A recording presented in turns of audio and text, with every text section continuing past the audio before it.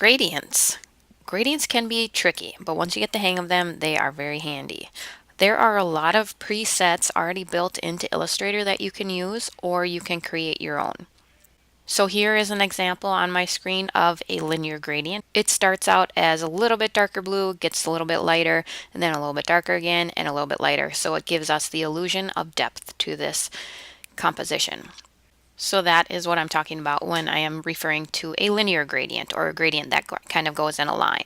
If I want to change the type of gradient, I can pull up my gradient panel, and in there, as you can see at the top, you should see the different types of gradients, and the one on the left is linear gradient. That's what we're using. The one in the middle is radial gradient, and then the one on the right is freeform gradient.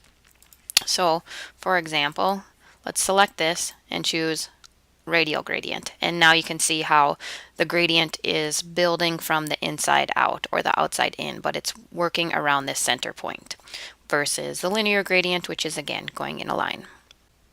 So to create this gradient, I could have created it myself, but I used one of the ones that were built into Illustrator. So to access that, I can go to my swatches, and then down in the lower left hand corner, swatch libraries menu, and in there you should see gradients, and there are a lot of preloaded gradients, as you can see there. If you go to window and gradient, the menu that pops up, or the panel that pops up, is the one where you edit your gradient. So it's not actually your gradient swatches or the preloaded gradients, but it is how to edit your gradient.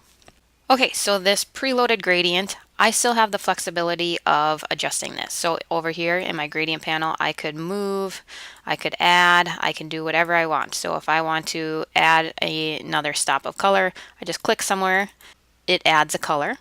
If I double click on that color swatch, I get to choose the color that that's going to add. So maybe I need to add a bright pink line right in the middle. Perfect. If I want to click and drag that off, it removes that color stop. I can still readjust things, move them around. There's a lot of flexibility built right in. If I grab my gradient tool, then I can actually make those changes right in my document or in my shape. So I could make the same sorts of changes, but I get to see it a little bit more clearly, how that is affecting my artwork.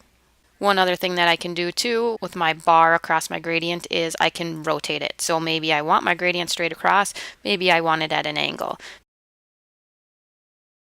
A radial one won't change a whole lot, right? So I can rotate that till my heart's content, and it will not, it looks the same. I can still though adjust it in those other ways. Okay, so that is gradients in a nutshell.